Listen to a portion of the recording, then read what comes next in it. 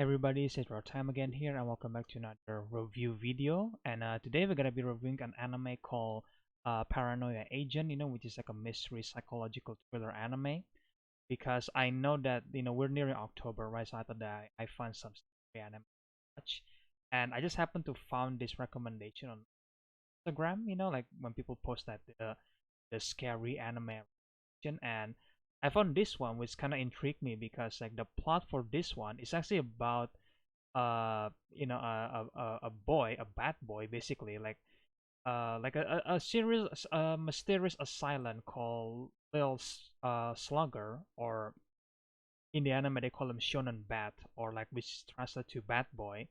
And he basically just like appear and attack every once in a while, so that he have like several victims on Tokyo and all that kind of stuff. And the series kind of like focus on this multitude of characters that you see here. Obviously the main character is Tsukiko Sagi, which is like a shy character designer that designed this popular pink dog named Maromi. And obviously you got two police detective named Keiichi Ikari and Mitsuhiro Maniwa. And the story basically have this many characters. And I at first I thought that it's gonna be like I don't know, like kind of like equivalent to Mike Flanagan like film or like miniseries, where when you see like Midnight Mass or like Doctor Sleep, where you see many different characters that eventually going to coincide, like collides with one another, and then story kind of like uh combine to one another, like collides with one another. And that's what I thought that this anime is going to be, but apparently not really. Because this anime is created by Satoshi Kon, I think, which is a pretty famous like Japanese like film director, like anime director. He is responsible for this movie called Perfect Blue, Millennium Actress, Tokyo Godfathers, and Paprika. So he has four movies, and then he's also the one who created Paranoia Agent.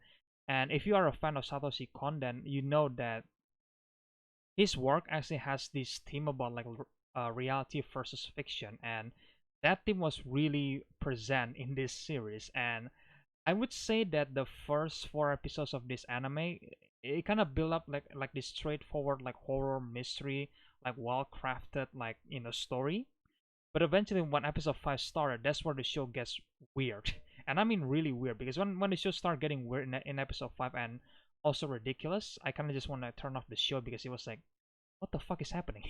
Like you have these four episodes that really concrete and really solid, and then suddenly episode 5 gets ridiculous and really weird. And then episode 6 and 7, they get serious again. And then episode 8 to 13, they get really weird. And somehow that, I guess you can explain that if you look at the perspective that, okay, like Satoshi Kon is like focusing a lot on his theme, for this anime, obviously, and it's really heavy-handed sometimes, I guess, but it's kind of like it could turn some people off. That's what I'm trying to say. And that's why I feel like if you guys are want to watch this anime, which I really hope you do, because I'm curious to see what people think about this, or you have already watched it, then I'm curious to see what you guys are thinking, obviously, because like there is this multiple characters that exist, but it has like several main characters, like obviously Sukiko, and then the two detective, obviously those like the main characters.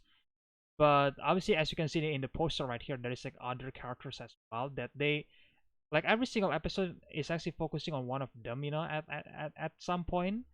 But the sad part is that every single time when they introduce a new character, those characters have arcs. But I feel like some of them, some of their arcs wasn't exactly finished. It was like you thought it was finished, but they still continue, and then they just like show a glimpse that they still have this problem in their life, and then that's about it. You never actually saw them solve it, or maybe solve it, but it's in a really gruesome way. Sometimes it was like okay, but overall it's like it's a really interesting anime, I would say, because the other good part about this anime is obviously the bad boy, or like the shonen bad character, right? um which you can also see in the poster where he wears like a red hat with a smiley emoji sometimes, and then obviously the bat was like golden, and then it was Ben, I think.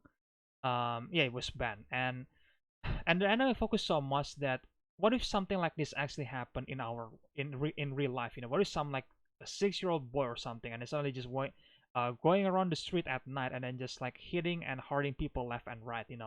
How do we preserve that? How do we receive that? How do we like react to that? How do we react to that realistically? And I think that's what makes Paranoia Agent was like so different than the other like typical horror like entity type of anime, obviously. So this one is more interesting because it delves into like the human mind sometimes. Like if something supernatural or like something like realistic does happen, how do you react to that? Some people make gossip, some people make like I don't know, like make things even worse with the media and all that kind of stuff, right? Like some people gossiping with one another, and the show really explore that theme a lot, and I think it's really interesting to see that happening because like, I didn't expect to go to that deep, I guess. But I guess if people already familiar with Satoshi like work, then this theme is probably not entirely like it's not entirely like surprising, I guess, because like that's what he does. And yeah, it's really really fun and it's really weird, obviously, but it's really interesting and intriguing to watch, to see what the theme actually was, and then what the characters actually meant, for the story. And there's also some commentary about suicide, like literally.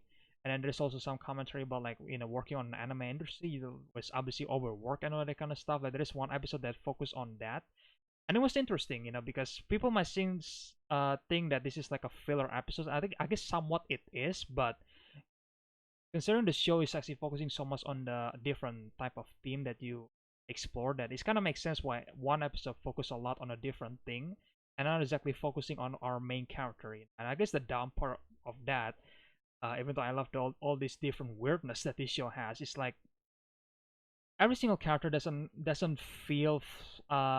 really feel fleshed out for me. And I guess the detective is kind of fleshed out, and then Tsukiko is like, yeah, she kind of fleshed out, but at the same time, I don't exactly, like I don't know, I don't exactly really sympathize with her that much, even though that, yeah, it has the feeling of loss, and I get that, but it's just like I don't know. I feel like the way they handle it is just like really underwhelming, especially to see how everything wrapped up in the end. Like in the last episode was like, oh, okay. I mean, it makes sense for the character, but it felt underwhelming because something big really happened in the last episode, and then that's how they wrap it up. That's how they like conclude the problem, which is just like, okay, makes sense. Again, makes sense for the character, but it's just like felt underwhelming for me. Again, this is my opinion, and again, I don't want to spoil things, obviously, so people don't.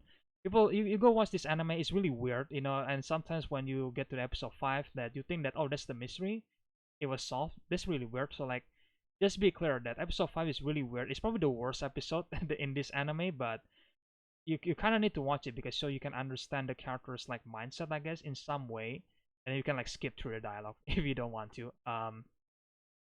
And then the next one, that's where they're really focusing a lot on the main characters, and then some episodes really focusing a lot on like what if this Shonen bat actually exists in real life? How do people react to that? How do people perceive that? And then some commentary again about suicide, which is like there is that one episode felt like a filler and felt like it was pointless, but if you pay attention to the background, if you pay attention to their shadow, I mean, I'm just gonna say this: if you pay attention to the shadow of the character, then you realize what's happening and you realize what the story actually meant on that particular episode. I think it was episode 8 if I'm not mistaken. And yeah, I think this is a really weird but also kind of special anime. I get this is like kind of highly rated, I guess, because it got 7.7 on my anime list and then 8 on IMDb. So better people are loving this, and I understand why. So for people who haven't watched this anime, then please do not expect a straightforward like horror anime, because the first 4 episodes kind of giving that vibe that this is gonna be a well-crafted mystery horror entity kind of anime. But episode 5 gets weird. That's like the first clue, like because the entire episode 5 was like super weird and ridiculous and cheesy that you just want to turn off the anime. But please do not turn it off, because again, it's only had 13 episodes. It wasn't like 24 episodes, so there you go. That's one point. And then I just want to say this anime is not really focusing a lot on a straightforward horror. It's focusing a lot on the theme, on every single characters, and like the theme that you actually heard a lot in real world, like suicide and all that kind of stuff, like the feeling of loss, and all that kind of stuff. Like if you go into this anime expecting that kind of theme, then I don't think you're gonna be disappointed, because like the way they shot this thing, or like show them, is actually intriguing. It's actually entertaining. Like you not feel bored, because like you just curious what the fuck is actually happening. And I guess it's a kind of way for the viewer to interpret what's actually happening on the screen. Even though I don't think it's not really like heavy-handed, I guess. Even though I said that in the beginning, no, I guess some might be heavy-handed, but at the same time, not really. For the most part. So at least there's that. So yeah, it's a good anime. I'm gonna give it maybe an 8 out of 10. As if right now, like my rating might be changing in the future. Who knows? Depending on if I rewatch it, if this was rewatchable at all. But yeah, either way, that's my review for Paranoia Agent. If you guys already seen the anime, then well, I like to know your opinions about this anime right here. What do you guys think? Do you guys think this is a weird ass anime, or do you guys enjoy it, or do you guys hate it, or something like that? Or do you guys wish that this is a more straightforward horror story or something like that? And for those who haven't watched the anime, then please go watch it. I think it's 13 episodes. It's really weird. It's really cheesy sometimes. It's really intriguing, I guess, at least in my opinion. So I think this is gonna be a really interesting anime to discuss, but at the same time, I need people to watch it. Obviously, if you haven't watched it, I recommend you guys watching it because well, it's near October, right? It's near spooky month, so like why not watch some scary anime? And I also have some other scary anime that I plan to review in the future, so stay tuned for that, guys. And yeah, that's my review for Paranoia Agent. And if you guys enjoyed this review, then leave a like, comment, subscribe, ring the bell, share the videos, the usual stuff. And again, comments below what you guys think about the anime. And yeah, stay tuned for more anime reviews in the future or whatever movie review there is. And yeah, thank you for supporting this channel, guys. I really appreciate that so much. And yeah, I hope you guys enjoy this review, and I will see you guys in the next one then. Bye.